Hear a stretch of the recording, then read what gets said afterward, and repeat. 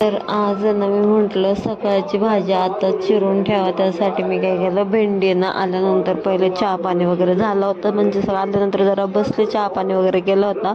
चहा उकळत होता तोपर्यंत मी भेंडी ना धुवून वगैरे सुकायला ठेवून दिली होती. तर त्या काय व्हिडिओ वगैरे काय बनवला नव्हता, म्हणजे व्हिडिओ कधी कधी बनवायचं पण लक्षात नाही राहिलं. लक्षात आल्यानंतर तिथून पुढे मी स्टार्ट करत असते व्हिडिओ. तर मग भेंडी आहे ना सुकत वगैरे ठेवली होती. तर मग ती सुकली होती, जरा वेळ बसले होते. तर बसल्यानंतर म्हटलं चला आता आपली भेंडी चिरून घ्यावा. तर मी ना एक कढई घेतली छोटीशी, आणि भेंडी मी ॲक्च्युली मी ना पळपटावर चिरत असते, म्हणजे छोट्याशा पाटावरती. पण मला त्या दिवशी म्हटलं जाऊ द्या हातावर चिरावा, पण हाताला ना असे रेषा पडतात. पण जाऊ दे म्हटलं चला हाताने, आणि पातळ पण होते हाताने चिरायला. आणि मला जर पळपटावर चिरली तर ती मोठांली पण होते, प्लस किड्या वगैरे म्हणजे नाही का किडे वगैरे पण दिसत नाही. अशी हातावरती चिरली ना किडे वगैरे असं दिसत असतात. तर मध्येच फोन आला होता. तर मग मी ते म्हणजे फोन बंद केला. परत आपलं म्हटलं चला आपण ना भेंडी वगैरे परत चिरून घ्यावा. आणि विचार चालला होता, म्हणजे आपण घर कामावून येतो, जसं स्वयंपाक करायचं, परत सगळी घरातली कामं करायची, तरी लोक म्हणतात का म्हणजे नाही का तुम्ही काय काम करत नाही. घरातले पण म्हणतात, थोडं बसलं तरी टोमणे बिमणे चालू होतात आमच्या इथं. त्यामुळं असंच विचार करत मी ना भेंडी चिरत होते. आणि एक भेंडी चिरायची म्हटल्यानंतर टाईम तर लागतोच, पण पातळ अशी भेंडी चिरली ना छान लागते. आणि त्याची लस म्हणजे नाही का हे पण होत नाही त्याला, त्याचं म्हणतात नाही का शेंबडी भेंडी, त्या टाईपमध्ये. पण त्याला शेंबूड वगैरे काही येत नाही भेंडीला. तर आणि तेल जास्त टाकलं तर अशी सुकून, आणि त्याच्यामध्ये थोडीशी शेंगदाणे टाकायची आणि लाल मिरची टाकायची. मी म्हणजे तुम्ही कोणत्या मिरची बनवता, मी लाल मिरचीत पण बनवत असते, तर लाल मिरची वगैरे टाकायची. एक नंबर लागते. फक्त असे करपूस तर होऊन द्यायचे. आणि ती असं म्हणजे नाही का चिकटक, ती अशी जर बनवली ना ती छान पण लागत नाही, आणि तेच तरी वेगळे लागतात. त्यानंतर सगळे भेंडी वगैरे चिरून झालेली होती. मग भेंडी चिरून झाल्यानंतर त्याच्यात एक उरलेलं शेंड्या आणि खायची गुटकं नाही का 2 साईडची ती काढून टाकलेली, ती भरून घेतली चाळणीमध्ये. म्हणजे त्याच्यामध्ये भेंडी होती, एवढी अशी भेंडी मी चिरली होती बरीच.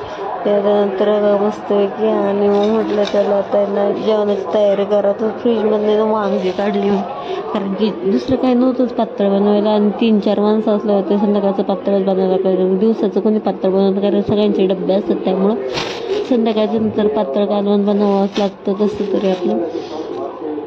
तर मी मग प्रत्येकाची नाही का 5 माणसं होतं आम्ही, तर प्रत्येकाची 2-2 वांगी अशी काढून घेतली. माझं एकच घेतलं, कारण मला वांग फारसं आवडत नाही, मी फक्त ग्रेव्हीत. तर ती बाजूला वगैरे काढून आहे ना पिशवी वगैरे बांधून वगैरे घेतले. आणि विचार मनात तेच चालले होते, कारण की विचार काय माणसाचे थांबत नाही. त्यानंतर सगळं भाकरी वगैरे झालेलं होतं. तोपर्यंत कांद्याचा म्हणजे नका वांग्याचा मी मसाला काढून घेतला होता. आणि भाकर पण एकीकडे भाजली. आजची भाकर होती, पण त्याचा भाकरीचा तवा रिकामा होता, त्यामध्येच मी ना खोबरं टाकलं. आणि कोणत्याही मी नाही का म्हणजे खोबरं आणि कांदा लागतोच, म्हणजे पातळ बनवायचे असेल तर मग मी एकीकडे खोबरं वगैरे टाकलेलं होतं, आणि दुसरीकडे भाकर भाजत होते. आणि कुणी तव्यातच भाकर भाजतं, पण मला ना तव्यात भाजता येत नाही, त्यामुळे मी ते डायरेक्ट गॅसवर भाजतं. गॅसवर भाजणं चांगलं नसतं म्हणतात, पण तरी पण मी भाजत असते. आणि त्याच्यानंतर आणि मला ते कलथानी पण जमत नाही, कारण कलथानी माझी भाकरीला तुटते, त्यामुळे मला ते हातानेच उचलायला लागते. गरम असते तरी पण हातावर जोरात टाकला होता ना, तरी पण मी काही त्याला कलथा वगैरे काही लावत नाही. तर एकीकडे थोडंसं म्हणजे नाही का करपून वगैरे घेतलेलं होतं. आणि भाकर पण झाली होती. गॅस बंद करून भाकर टोपल्यामध्ये पटकन ठेवून दिली. आणि मग परत खोबरं हलवायला घेतलं, कारण की म्हटलं जाता पण जळलेलं चांगलं असतं, पण काय असं नाही का जळतं होतं. तर आम्ही खूपच गरम होतं ना, रूममध्ये ना बसू पण नाही, किचनमध्ये तर नाहीच नाही. खूप पाणी गळतं, त्या माणसाचं एवढं नाही का अंगात नाही, एवढा घाम होतो. आणि त्यानंतर मग मी काय केलं, कोथिंबीर वगैरे धुवून घेतली, ते वगैरे ठेवून दिली. तोपर्यंत खोबऱ्याने सगळं असं भाजत होतं. आणि त्याच्यामधून एक पळी मी तेल पण टाकलं होतं, कारण जेणेकरून ते पटकन भाजायचं. तसं भाजायला म्हणजे त्याचं तेल ते निघतं, त्याला खूप टाईम लागतो. त्यामुळे मग मी हे केलं. त्यानंतर म्हटलं आता काय करावं, तर आपलं भांडं वगैरे ना मिक्सरचं भांडं वगैरे काढून घेतलं. आणि खोबरे ना परत हलवत राहिले, कारण की ते खूपच घासफास होता, आणि ते खूपच असं लागायला होतं. मग तसं मी एका साईडला ना, त्याच्यानंतर खोबऱ्यानं मी एका साईडला असं लावून घेतलं, जेणेकरून त्याचं तेल न परताव्या त्याच्यावर. आणि जो कांदा चिरला होता तो त्यामध्ये टाकला. आणि कांदा आणि खोबरं जर जास्त प्रमाणात असेल ना तर ग्रेव्हीला चव पण तेवढी येते. मग मी थोडंसं कांदा टाकला, त्यामध्ये लसूण पाकळ्या आणि आलं टाकलं होतं. आलं होतं ना तर आलं टाकलं होतं. मग त्यानंतर मी ते खोबऱ्याचं तेल निथळल्यासारखं वाटल्यानंतर मी त्याला मिक्सरच्या भांड्यामध्ये काढून घेतलं, कारण की म्हटलं दुसरं परत काढण्यापेक्षा. आणि मग मी कांदा वगैरे हलवून घेतला. आणि कांदा जर पटकन जर शिजलं थोडंसं मीठ टाकायचं वरच.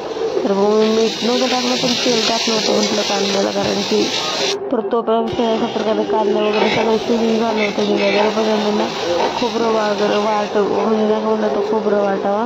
तर खोबरं वाटून घेतलं. त्याच्यानंतर थोडीशी कच्ची कोथिंबीर टाकून जेवढा कांदा होता ना तो कांदा मी त्याच्यामध्ये काढून घेतला आणि त्याची पेस्ट वगैरे तयार करून घेतली. कारण की कधी भाजून पण टाकायची खूप, म्हणजे नाही का आपण कांदा परत असं त्यावेळेस तो कोथिंबीर करत ना तरी पण छान लागते. तर कोथिंबीर त्याच्यामध्ये हे नाही का हे फ्लेवर जातो.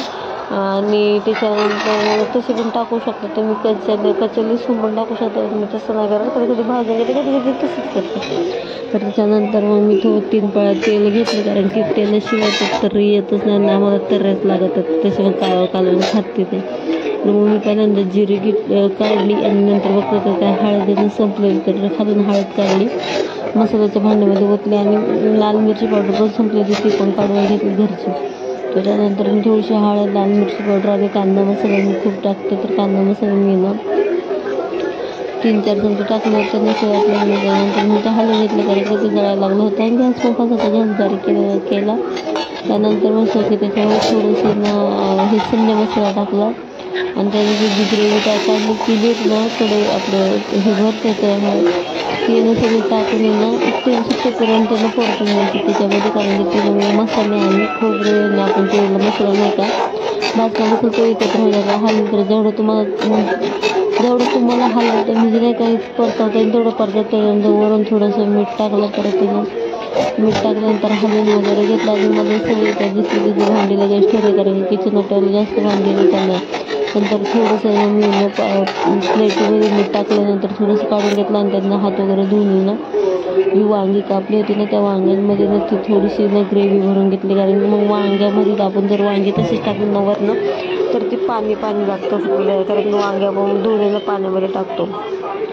त्यानंतर सगळे वांगे अशी भरून वगैरे घेतली होती.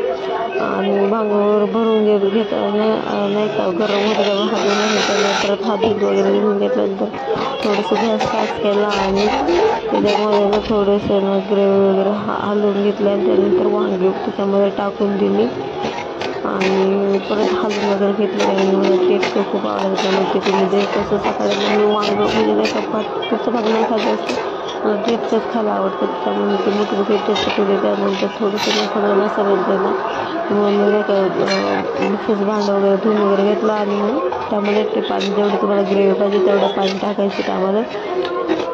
ते झाल्यानंतर थोडीशी कोथिंबीर चिरून घेतली वरून आणि कोथिंबीर टाकून त्यानंतर उकळायला ठेवून दिलं. आणि बाकीचा व्हिडिओ कमी काढला म्हणजे त्यामुळे अशा प्रकारे